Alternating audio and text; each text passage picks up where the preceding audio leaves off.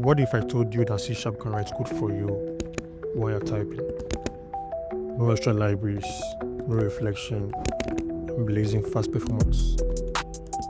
This isn't a magic trick. It's code source generators, and most devs aren't using them. So for this video, I want to explain this underused but powerful feature in C# that can change your C# coding game. So let's dive right in. So a source generator needs to live in its own isolated class library project because of how it's structured and executed by the compiler. So the class library will allow our source generator to hook into Roslyn's compilation pipeline. So for those who don't know, Roslyn is the .NET platform compiler, right? It is the .NET platform compiler.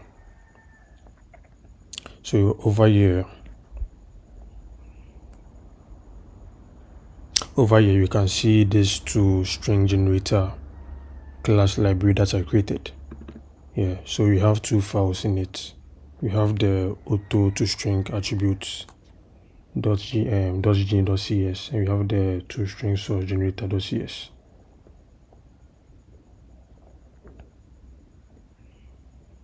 So this AutoToString attribute.gin.cs will be injected at compile time. So when the application is compiling, it's going to be used. So let's go inside the AutoToString attribute.gin.cs. So over here we define a simple AutoToString attribute, as you can see. So any consumer doesn't need to manually add the attribute source.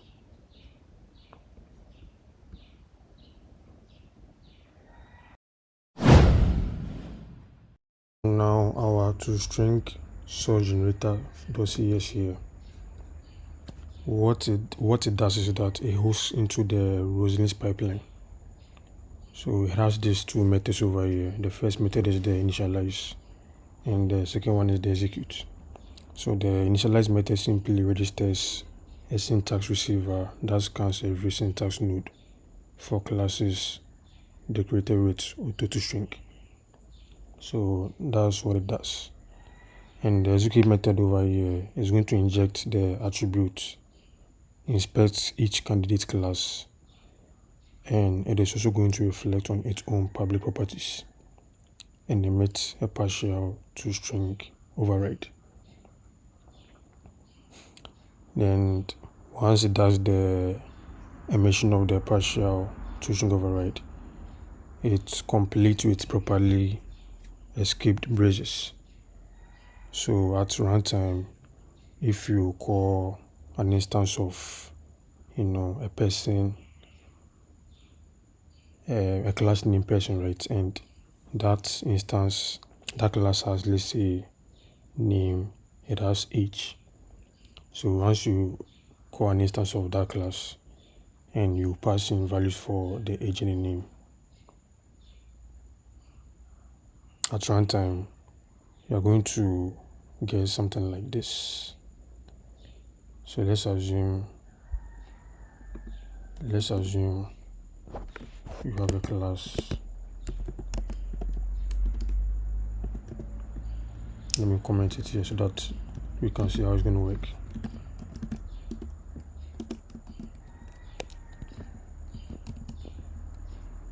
Yeah, so you have name, you have age, right? So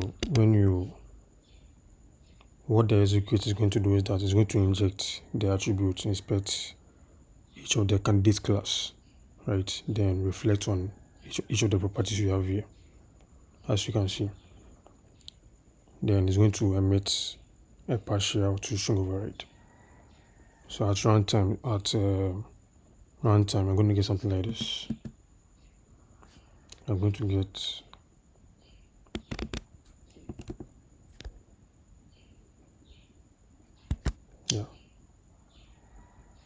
we are going to get something like this at runtime.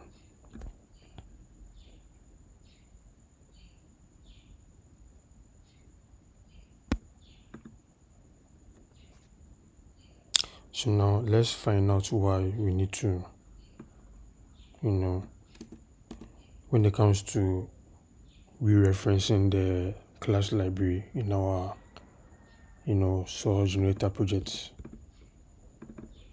over here, there's something important we need to do.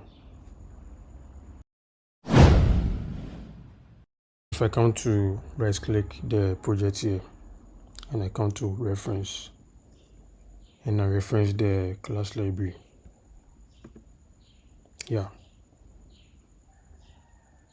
we need to ensure that we add the output item type over here, and we also add the reference, we also set the reference output assembly to false.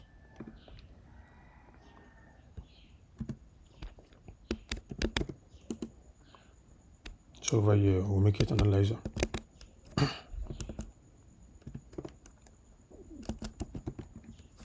Then the reference output assembly should be false. So once we make the output item analyzer to output item type to analyzer, this will tell the MS build that this project isn't a runtime library, but instead it is a compile time plugin. And the reference output assembly will prevent pulling in the generator's DLL at runtime, since we only need its build time logic. So that's what this one will do, right? So during runtime, the generator's DLL is not going to be, pulled or extracted.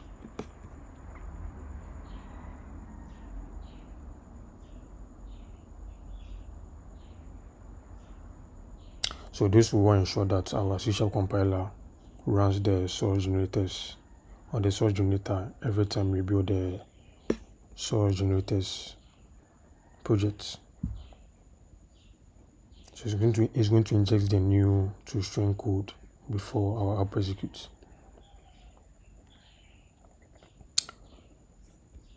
Head over to our program.cs. So I'm going to take out this one from there. And what you need to do first is to import or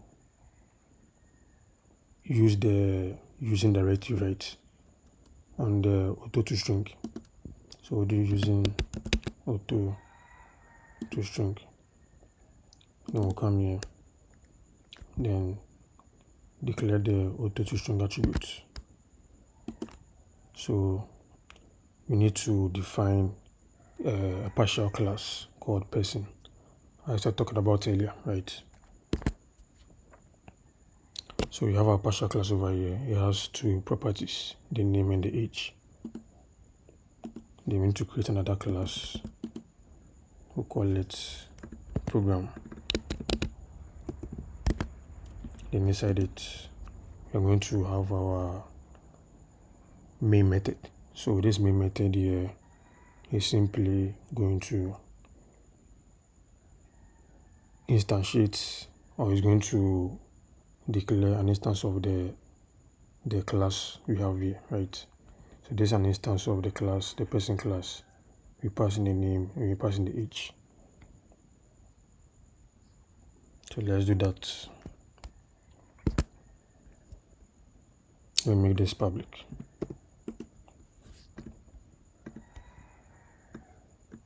Yeah. So let me pass the name here. The quick tag guy.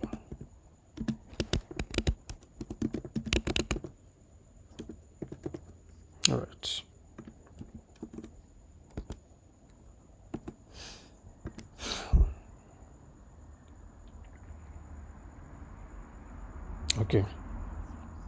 Okay.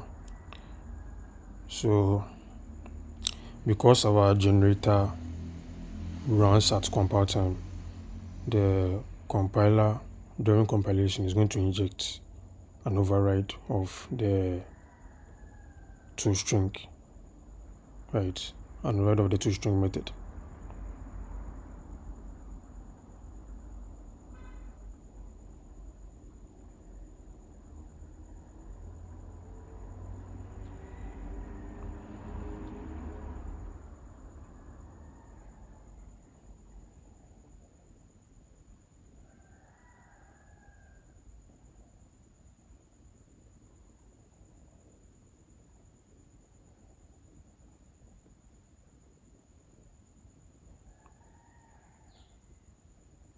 So let me run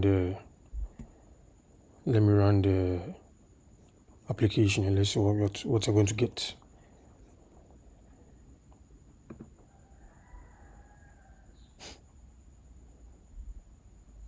Oh, we had a few errors here. What happened?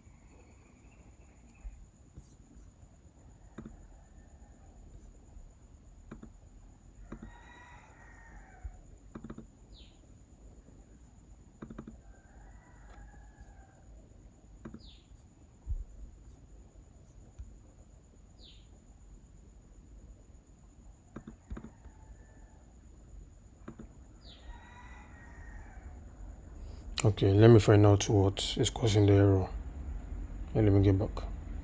I think I've discovered the problem. So because my program.cs didn't have any space, that's why the error was being shown. So let me add a namespace over here.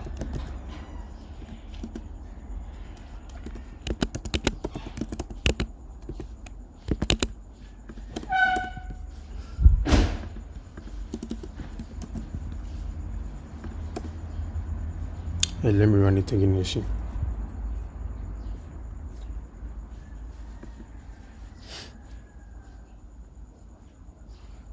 Yeah.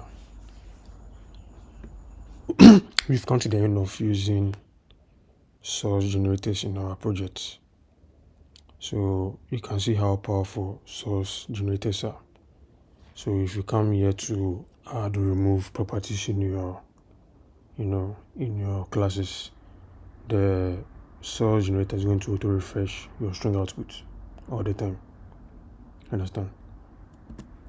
If I come here and add a new one, it's going to auto refresh it. Same for removing.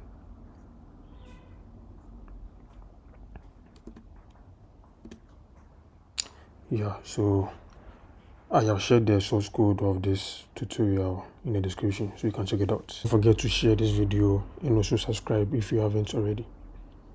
I'll see you in the next one.